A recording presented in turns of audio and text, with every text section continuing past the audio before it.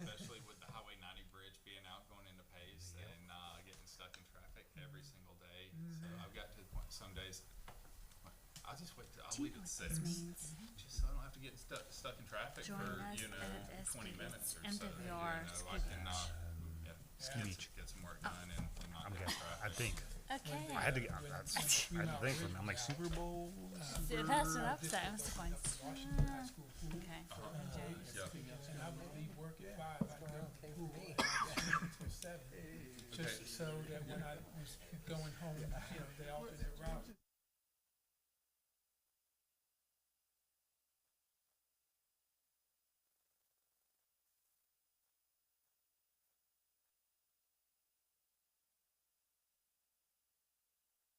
And, yeah, I think we should do that. Okay. So, ready to go live, guys? We're already live. Live, okay. Excellent. Well, good afternoon, everyone. I'd like to open this session of the Joint Military Council for Educational Excellence, and thank everyone that's here in the room for coming, and everyone that's joining us virtually for attending as well. I am Commander John Godby here.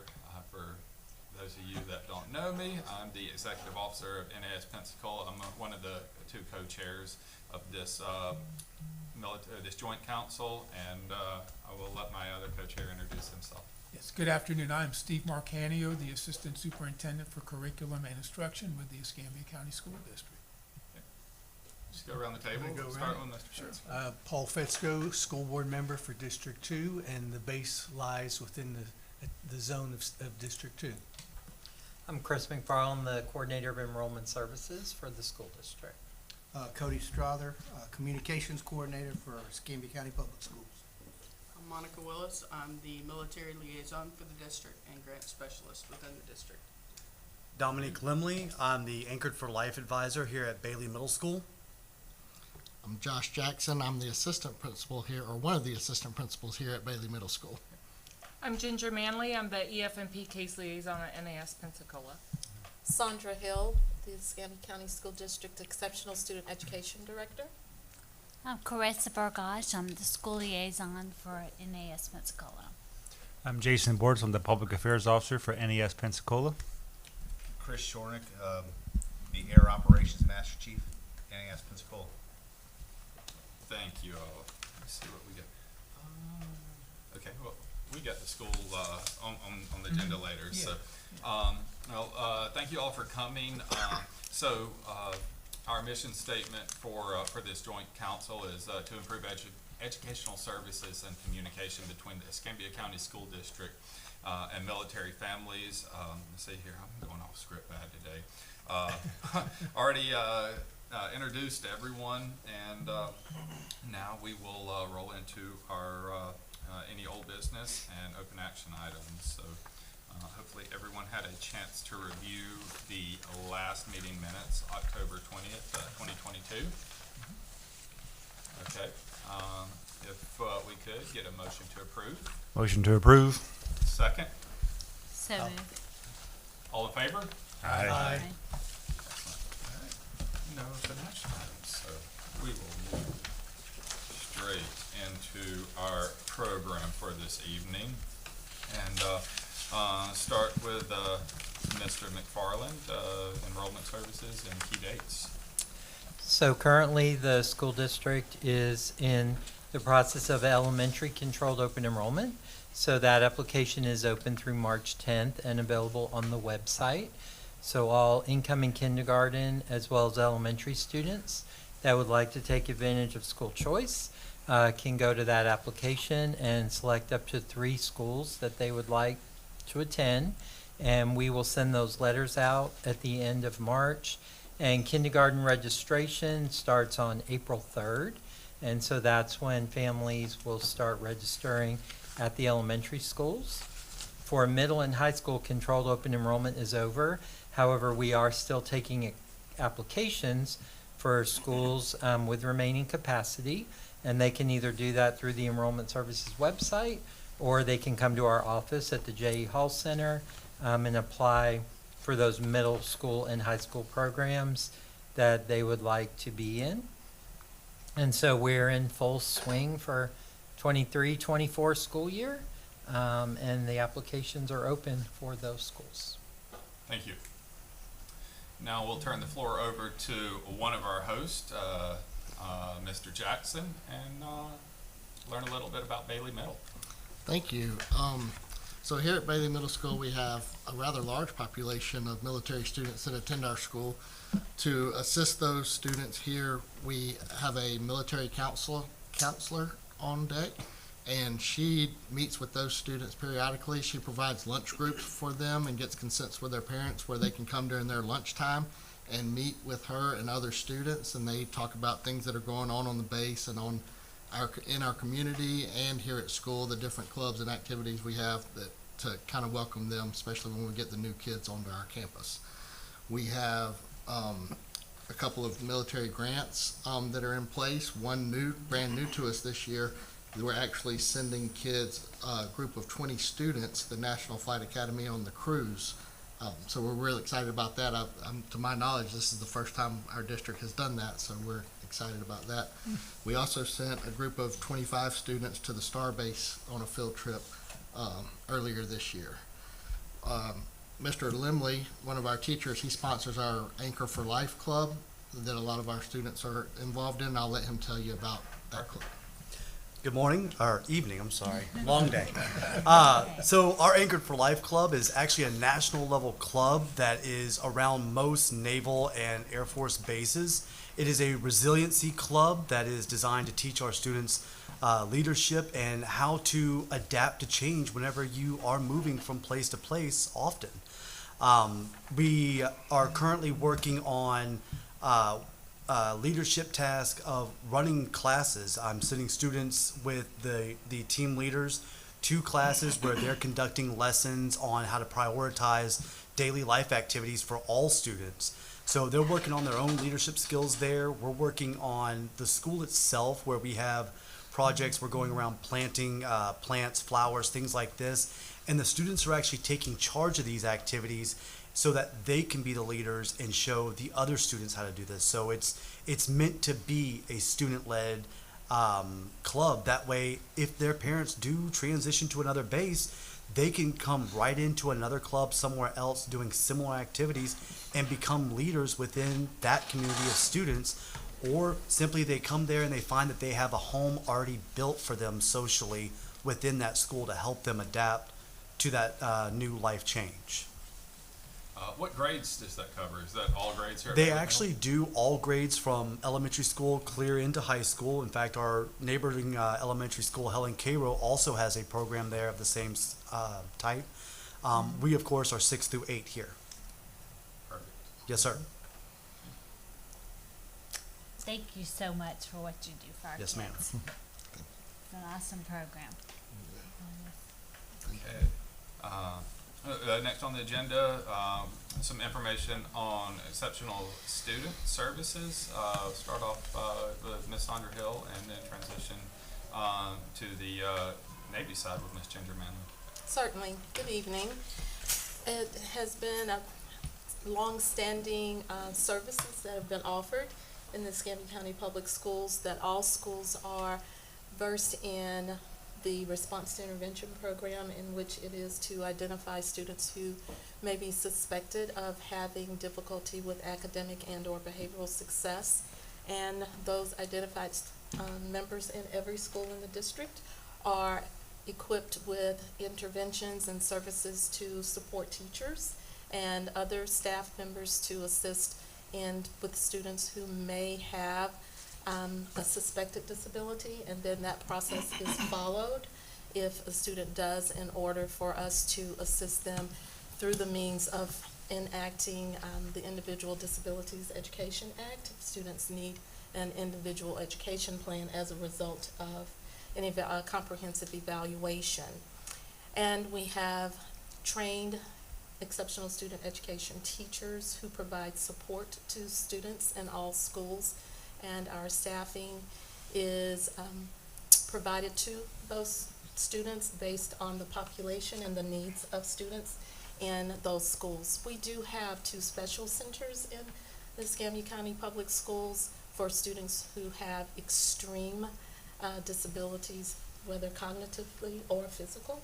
And those two schools are Hope Horizon at the Judy Andrews location, which is very near Warrington Elementary School. And our other school is Escambia Westgate, which is on the other end of the county. It is near Brosenham Road, on Brosenham Road, near 10 Mile Road. And students who attend that school, they have significant physical and or cognitive disabilities. And in order for students to receive services there, it is with the recommendation of an IEP committee as well as the parents' consent. And we also provide district-wide a process for students who transfer into our schools.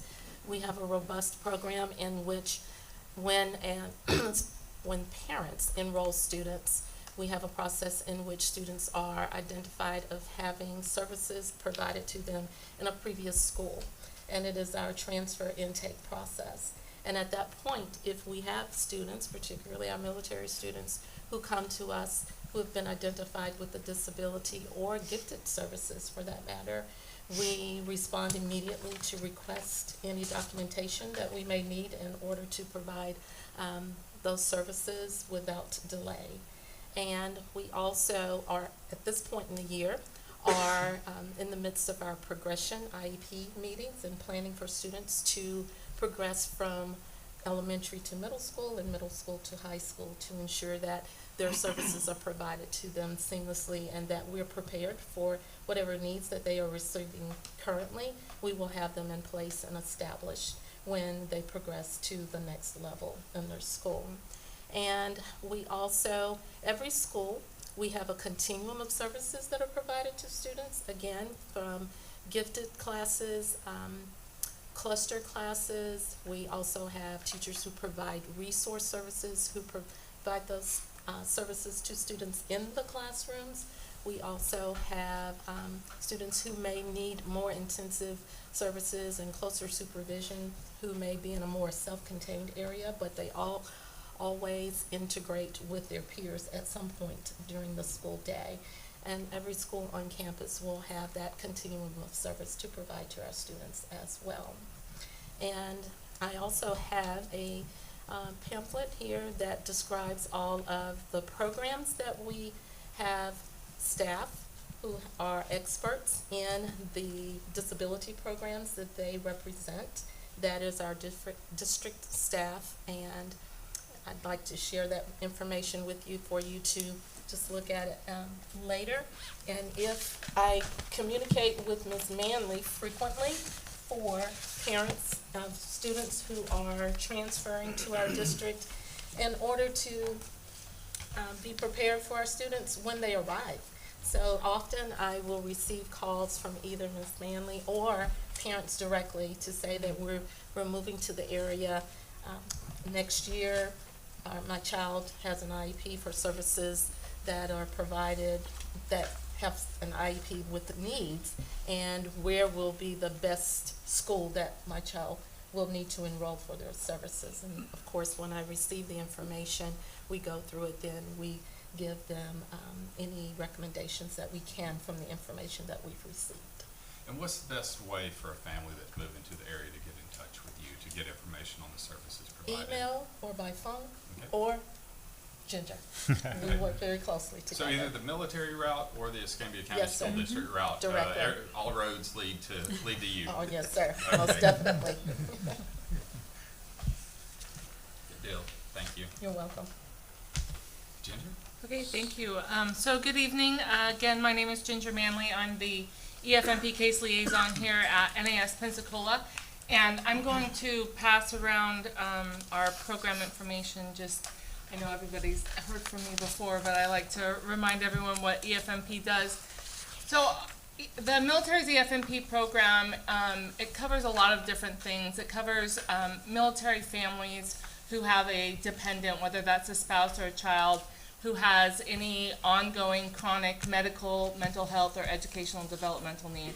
So tonight I'm going to talk more on the child side, so all of our school-age children and what they need. And part of what we do is connect our families who are moving into the area or who are already in the area into the military resources that they need and the community resources they need. And so in this aspect, it would be within the school district. And so part of what I do is I work, again, Ms. Hill talked about our relationship. We do talk to each other a fair amount.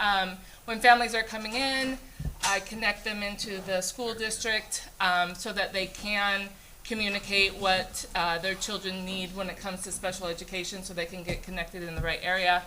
Also, a lot of what I do is explain what IDEA is, or the Individuals with Disabilities Education Act, because a lot of families are getting new diagnoses for their children and they need to enter the world of special education or early intervention, and they don't understand what that is. And that's something that EFMP case liaisons can help with and connect them in with that and explain that.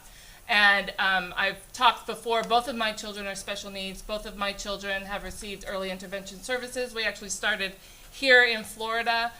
Here actually in Pensacola, they started their journey in special education. And so this is something that I'm very familiar with as a parent as well. I speak the military language, I speak the special education language, and I do my absolute best in making sure that families are getting those services and supports they need and getting into the programs they need within the school districts. IDEA is the federal special education law. However, each state has its own specific rules. There's some broad language in IDEA, and so things aren't the same from state to state, and that's something that we can assist families with as well. So when they're coming from, say, Washington or Norfolk or San Diego, and they're coming here to Pensacola or here to Florida, what does that look like, and what do we need to do, and what's available to us? And so that's something that I also can assist with. So any families that are moving into the area, please reach out. Any families that are in the area and need any assistance, please reach out as well, because we do all work together, the school district, the EFMP program, and the school liaisons as well, and the MFLEX, because I love them. I'd like to take a second and just let everyone know that you work on base for the Fleet and Family Support Center, and you're just one of a very large team that is a great resource for anyone moving to the local area. So if we do have families move into the local area and they have any types of questions, Fleet and Family Support Center is a great resource, a great place to start with a huge variety of family and individual focused programs. We do. Thanks for bringing that up. I appreciate that. We do have a huge INR, or the work family life side for Fleet and Family. So any families moving in, we offer new parent support. We offer spouse employment resources. We offer counseling. We have 2 child counselors as well. We offer relocation assistance. We have the Wounded Warrior program within Fleet and Family. We offer our Gold Star family support, and then we also have a retired activities officer within Fleet and Family. And I think I hit most of that. We do a lot of life skills classes, so just a huge amount of resources that are available to families, and we do all sit within that Fleet and Family building. And so one-stop shop, whatever we can do to assist families, we're there.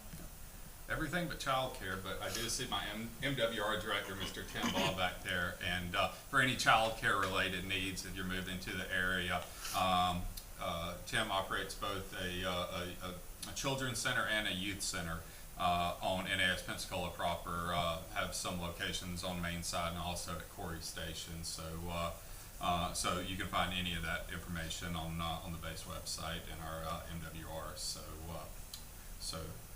we got you covered. If you're moving to the area, we're here, we're ready to support, and if I don't have the information, I'll definitely put you in touch with one of my subject matter experts. So that covers a lot of what Fleet and Family does, and if you need specific school related info, we have our school liaison officer, Ms. Carissa Burgosh. I will turn the floor over to her. Okay, thank you, sir. Once again, my name is Carissa Burgosh. I'm the school liaison. Just like Ginger said, there's a lot of information at Fleet and Family. The CYP and MWR work closely with our fleet family, so families that are moving to this area, please don't hesitate to reach out to one of us. We can get you the information that you need. Before I get started on the monthly military child, I would like to turn our interest back to November.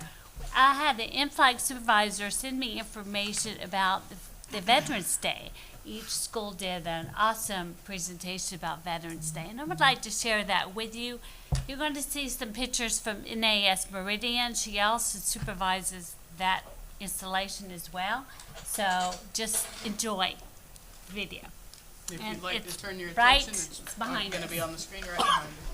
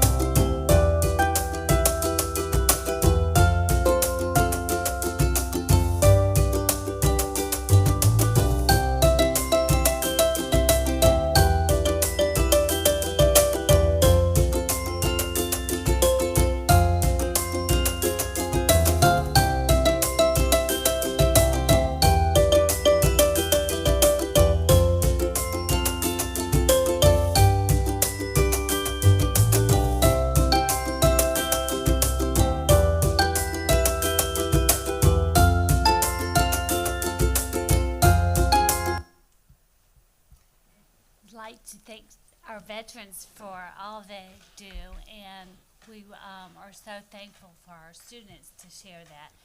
The month of military child, that's what I wanted to share next. April 1986, Defense Secretary William Casper, and what's my notes, dedicated April as the month of military child. And this was the time he wanted to recognize and encourage our schools, our districts, and our community to recognize the great sacrifices they do. I'd like to talk a little bit about the school district resolution to recognize April as the month of military child. We're going to go to the school board meeting on the 21st of this month and to accept that resolution. Back up, we've been doing this for about 14, 15 years, so I really want to thank the great partnership we have with our school district and the awesome resources they provide for our students and our families. So thank you very much, school district, I appreciate that. MWR has wonderful activities for the month of military child, so please take notes. We have many resources. Aquatics is one of them, and they will be doing the month of military child swim lessons Monday through Thursday, April 17th through 20th, and the cost is $10 per student for the 4-day class. Times are for beginners 16:45 to 17:20, which is 4:45 to 5:20, and intermediate is 5:20 to 5:50. Bowling, our active duty families will be offered a BOGO sale special on games, so buy one get one free on bowling. Cinema, military kids will be offered a free soda or popcorn with the purchase of a movie ticket. A ski beach, and 1 April, the Easter at the Blue Angel Park. They will be partnering with our CYP, and events runs from 12 to 4 o'clock. EF&P hunt will begin at 12 o'clock. She's not here. Must sign up with Fleet Family. Is that what FF? Fleet Family. 2/9 through April, find the peeps at Ski Beach and walk the trails and see how many peeps you find. So maybe I can see one of you out there hunting for those peeps. So stop at Ski Beach to get more information on how you can sign up. Silly Olympics is on the 22nd of April. Bring their family and join us at Ski Beach for a fun-filled event. Games, prizes, and more. Family Craft Night is going to be on the 20th of April at 6 o'clock. Cost is $6 per person and includes pizza, crafts, and snacks.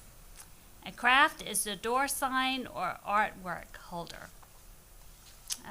Pop-up play dates is on the 13th of April at our Family Fitness, and it starts at 10:15 in the morning. And then the 27th of April, our library has something at 10 o'clock. The QB Bar will add a free cookie for any child or youth with their meal purchase. And golf will also do something. They will add a small bucket of range balls for free with paid parent. The library will also offer a variety of family activities throughout the month. It's a lot of stuff. Mustin will add a free kids meal with the purchase of adult meal. And the Oaks will offer free pancake breakfast with the purchase of one adult meal. And a breakfast will include one humongous pancake, and I want to emphasize humongous, is what they said. Choice of breakfast meat and a fountain beverage. And I'd like to also remind our families that our CYP is going to be offering summer programs for our youth, and it's going to be from 5:30 in the morning to 6:30 in the evening. They're going to be going on daily field trips. They're going to have fun. And I know our kids are always exhausted when they come back. So I'm sure it's fun. At this time, I would like to go ahead and talk about some of the Purple Up Day events. All of our schools are arranging a Purple Up Day on a certain day, and they're going to be, celebrating and recognizing our military kids. One of our schools is going to be hosting a military student breakfast on April the 12th, and most likely will be catered by Cracker Barrel, so we'll make sure we go. Cracker Barrel and the Army Recruiter and the Tate Rho Kappa, which is a History Honors Society. Let's see. There was one more I wanted to mention. There's a bunch of them here. I'm not going to mention all of them. But they're also going to hang a purple flag for the entire month of April, and this is going to be under the Florida flag on the outside pole. And one of them is going to be, I think the Tate faculty will be invited to share their military branch color, T-shirt day, and they were also going to be asked to sign up of how they felt growing up as a military child, and share that with either their students or their fellow faculty. I think that's about it. Crystal, Any questions? Where can people go? All the information for MWR. Where's the one-stop shop? Where can people find all that information? Okay. It's great information. That's the website is mwrpensacola.net.org. NavyMWRpensacola.com. That's so all that information, all the stuff for the families that is planned coming up in the month. That's your one-stop shop to get all that information and start making your plans now. Great information in there. Yes, thank you. Okay. So I skipped Mr. McFarland. He has 2 topics on tonight, so I will turn the floor back over to you. Well, I'll introduce it. So a couple of months ago, in one of our board meetings, the question came up about how many military families take advantage of our choice open enrollment process and so forth. So each of you should have a handout, and I just noticed the handout. I have to apologize for. I'm seeing some parts of it that are very hard to see.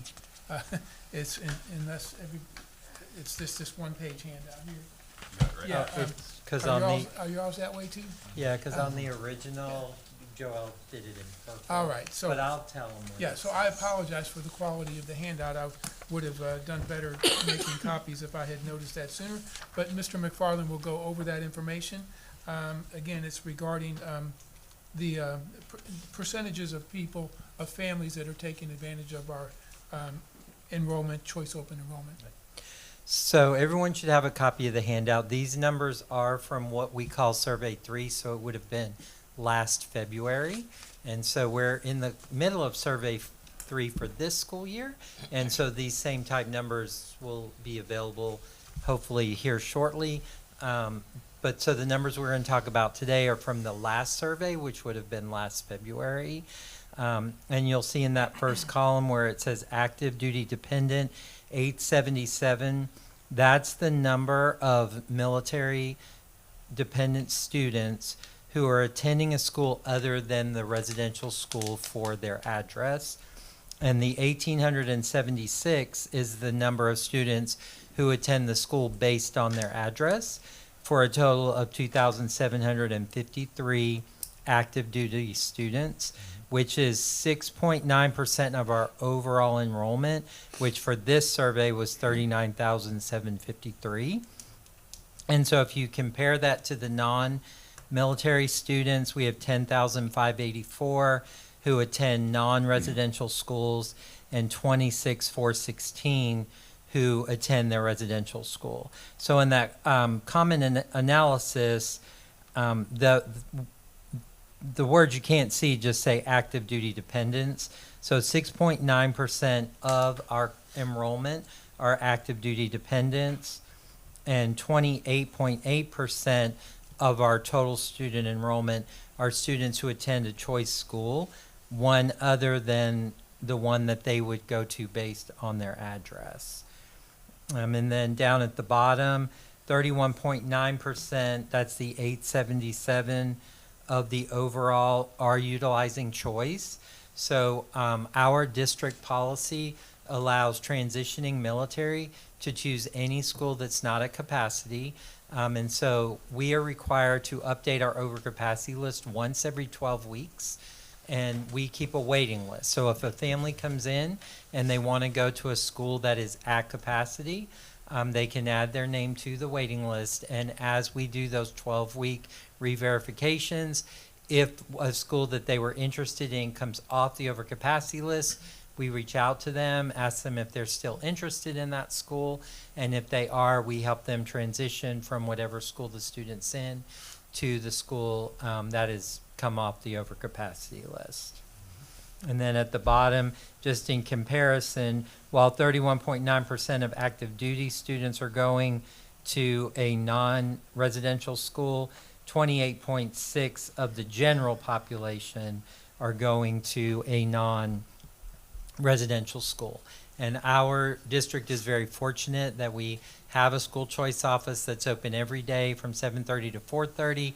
Most school districts do not have that, but we do have our enrollment services office, which was previously called the school choice office, which is really a full parent resource center where we can help the parents with all the different types of needs that they have for their students. So if you have any questions about this data, Mr. Marchini or myself can answer. So it looks like it's about kind of 3.5% overall more, kind of military or taking advantage of that school choice than non-military students. So Yeah. it's, Yeah. pretty close. Yeah. Oh, data's always good. I like that. It tells the real story. That's right. Everything. That's right. So. Thank you, Mr. McFarland. Thank you. So I'm not on the agenda, but if I could have a couple minutes and tell about my trip that I did last week. Absolutely. So, so I'm taking part in this year's Leadership Pensacola class, and it was last week or 2 weeks ago we had our Education Day in Pensacola. So I was fortunate enough to get to see and visit. A lot of that day was revolved around the Escambia County School District. So it was a very educational and eye-opening day. We got to go and see the warehouse operations right across the street from the J.E. Hall Center. Literally everything that the school uses, pretty much an entire year almost, is stored in there. Yeah, it's a bustling hub of activities. So forklifts and trucks coming and going, and mail, and just the amount of supplies required to operate a school district of this size was immense. Even got to go in the cold rooms. I think they said one of them was -10 or -20, and I was ready to get out of there in about 15 seconds. So, I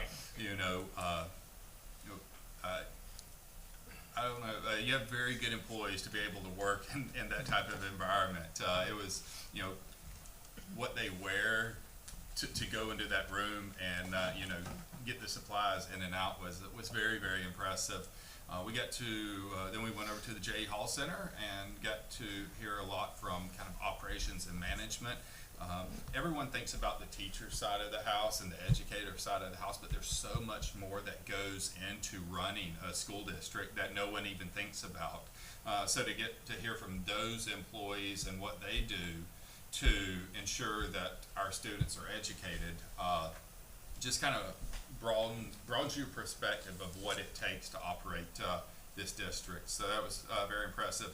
And then we actually finished up the day over at West Florida, and got to hear about the career academies and see some of them in action, and just going into those classrooms and seeing what the curriculum that those kids are taking part in and how enthusiastic they were, and then hearing about a lot of the success stories about those kids going on and developing careers based on what they learned through the educational system here in Escambia County and the Career Academy. And then, a lot of them actually getting higher education, then coming back to Pensacola to work with that basis of knowledge that they gained through the Escambia County School District.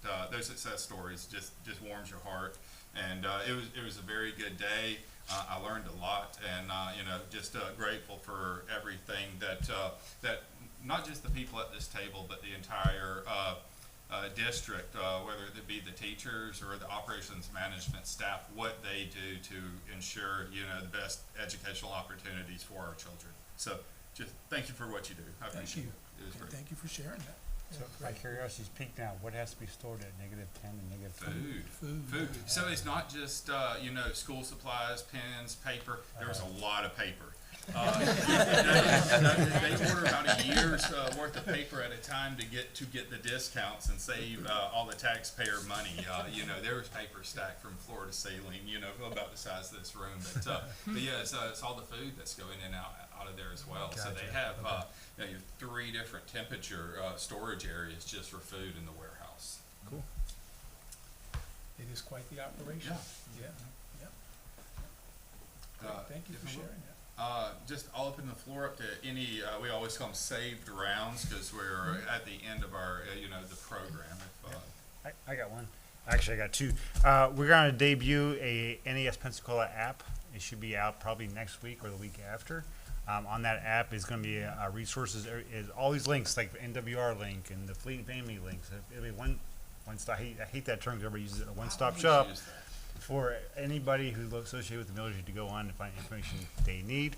Also, we have the dates for the air show lined up. They're going to be November 3rd and 4th. Every year, we always invite the school district to come out on the Thursday, which will be November 2nd, if they want to. And I know it's hard to schedule field trips, and especially with public with transportation. But with Bailey Middle School being so close, we would love, if possible, to bring some of your students out there on November 2nd. They can come out all day. They can come out just watch the Blues fly, but they get to come out when all the crowds aren't out there, and then they get to meet the Blue Angels at the end of the practice. And of course, EFMP will be out there as always. Thank you. Great. You said you had 2 things. That was Both that 2? the app and air show. Okay. I have a question. Just wanted to find out the status of Pleasant Grove, the new school. So, it's on schedule to open in the fall. Okay, Yeah. awesome. So, And, initially, we were thinking that maybe over the Christmas break, but I think the supply, things getting delivered, Delayed. as we know, is still a challenge to some degree. So, but scheduled to open in the fall.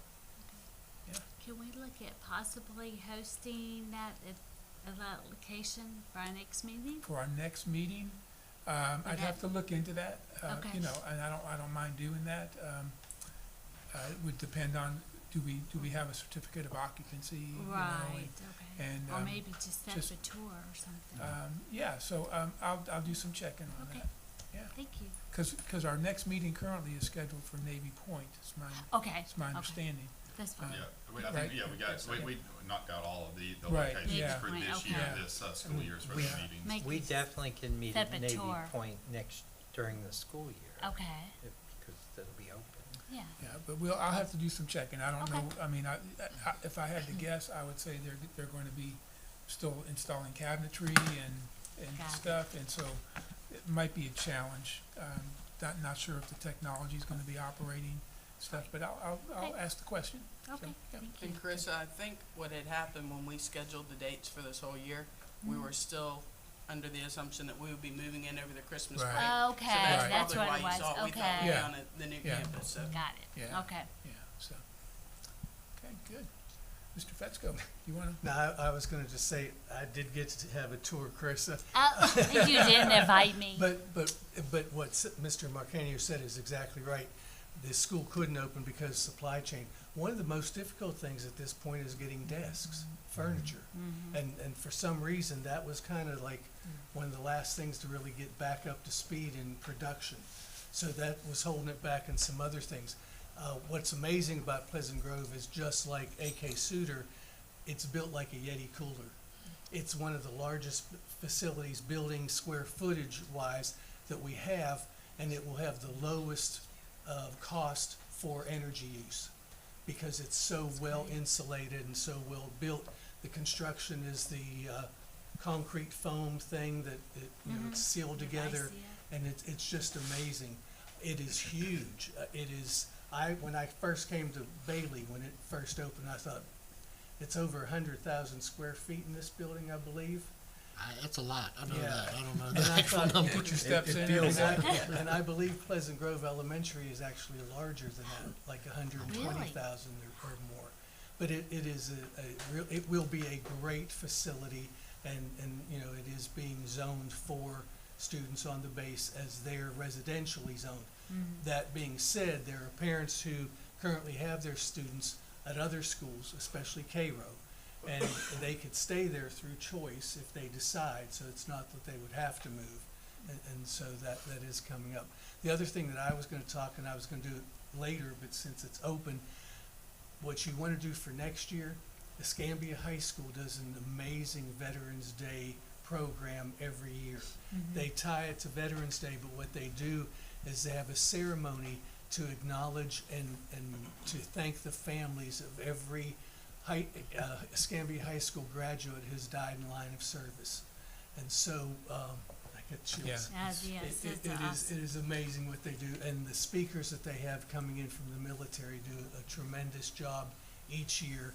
But the NJROTC at Escambia really hosts it and puts it on, and so they announce every one of our lost troops' names and ring a bell for them, and they have other ceremonies that go with it, that it's very, very impressive. So you might want to get there. I'll make sure you get an invitation next year from the Yes, principal. I've been to it before. Oh, yeah, Yes, yeah. it's awesome. They have a very strong JROTC program. Oh, they at do. Escambia High as well. They so, do, yeah. I know they do very well in a lot of the competitions. Absolutely. Right, so, and the other thing that they have there is they have what they call their quarter deck.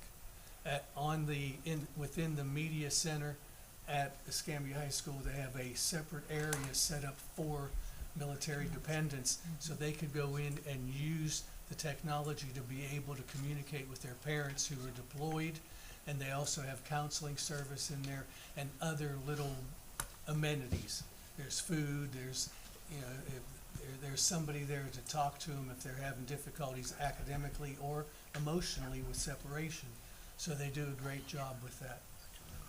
Actually, I got the opportunity to see that when we had, I think it was about 2 or 3 meetings ago Right. when we, Escambia High hosted us. So Yeah, right. On that note, Bailey has a quarter deck just Okay. around the corner. We So have our maybe- wonderful counselor, Miss Loanne Yes. Kreider, actually helps us a lot with Anchored for Life as well in our coming up activities in April. So she's fantastic. Super. I wasn't aware of the one here, Yes. because this is, it Just around the resides in corner. District One. So, Ms. Willis, aren't those, part of one of the DODEA grants? Yeah, so they're actually part of the Anchored for Life program is how they Right. became in existence, but they are great, like you said.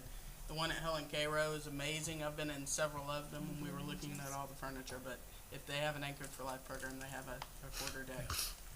Very good. Awesome. Thank you. Anyone else?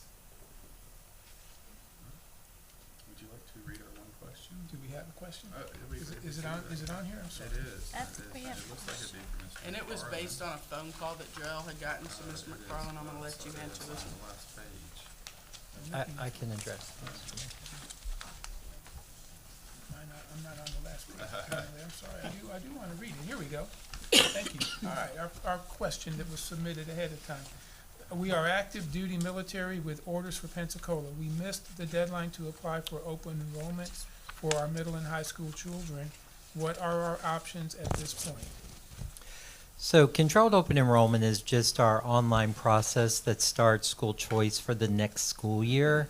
Any family can come to our office or go to our website at any time and fill out a school choice application. So they haven't missed anything. They can either come into the office or they can go to the Enrollment Services website. There's applications for both the 22-23 school year as well as the 23-24 school year there.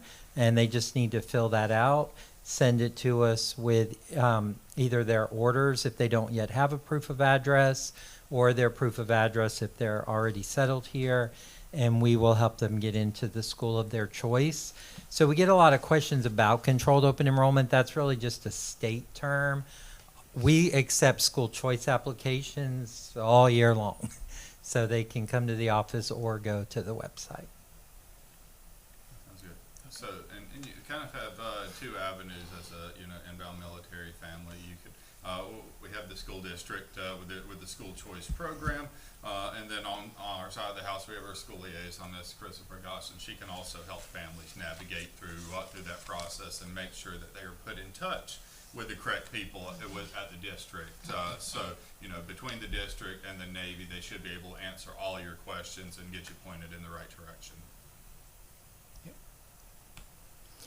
And now Monica, who took Joelle's place, also has a military families website. And all of that information is on the military families website. If you go to the school district website, then you can link into that military families website. Excellent. And all of the minutes and everything from all of these meetings and the YouTube links are on there as well. Okay. And for any families out there, you can submit questions at any time, and we will get those questions and answer them at our next meeting. And the way that you can submit those questions is to the PAO at pensacolapao@gmail.com. So that's Pensacola Public Affairs Officer PAO @gmail.com, and we will make sure that we answer that question at the next meeting. So do we have any live questions that have come in from our meeting On today? Facebook, no. No? Okay. When is the next meeting? May 4th, I May believe, 4th, sir. right? At May Navy 4th. Point. Star Wars And it will Day. be at Navy Point. Oh, I didn't know that. May the 4th be with you. We should all dress as Star Wars. There we go, okay, I got it, all right. I'm gonna let you. May 4th, at 4 o'clock at Navy Point Point. Elementary School. And again, I will look into the possibility of Pleasant Grove, but don't get your hopes up on that. But if it were to happen, then Commander and I will talk about that, and then we would communicate it out, the way we normally would, so. And we were speaking a little bit before the meeting about the emails, so what I will do before the next meeting is send a Google Calendar invite I know a lot of us said it would be helpful to hit yes and just have it go directly to our calendars. Right. So we will do that for the next one. Absolutely. Good. Thank you everyone for attending. Thank you to Bailey Middle for hosting us. I appreciate it. And as always, thank you to the Escambia County School District audiovisual, the tech team in the corner, unsung heroes of making sure this meeting goes off. I'll turn it over to you, Dr. McKinney, to wrap it up. Great, thank you. So, yeah, I wanted to thank Rodney DeRost and Jonathan Suarez. They are the gentlemen behind the scenes, and we appreciate your support with our technology needs. Also I want to acknowledge Joel Holland. Mr. Holland, as you know, if you've been paying attention to the Military Council, was the person who was managing it at our end, working in our grants management office. Joel has moved on and is actually working with the city of Pensacola now. And so we wish him well, but thank him for all of the work that he's done. He very passionate, as you all know, about serving our military students. But I want to welcome Monica Willis, who was stepping into Joel's shoes, so to speak. She will be our military point of contact from here on out. So we thank you, Monica. She also works in that grants management office with the district. Yeah, I would like to thank Bailey also, Bailey Middle School. Thank you all for hosting us. We appreciate you guys. If you haven't heard, we're hiring teachers. So, if you are moving to the area and you are a certified teacher, or even if you're not, there are avenues for becoming one. So we have teacher openings, and we'd love to talk to you about working for the Escambia County Public Schools. I think that's everything I wanted to say, except, spring break is coming up. Week after next, we will start our spring break. And then we enter into our last 9 weeks of school. And so that'll be a time, be a lot of testing going on, obviously, the last month of school, May.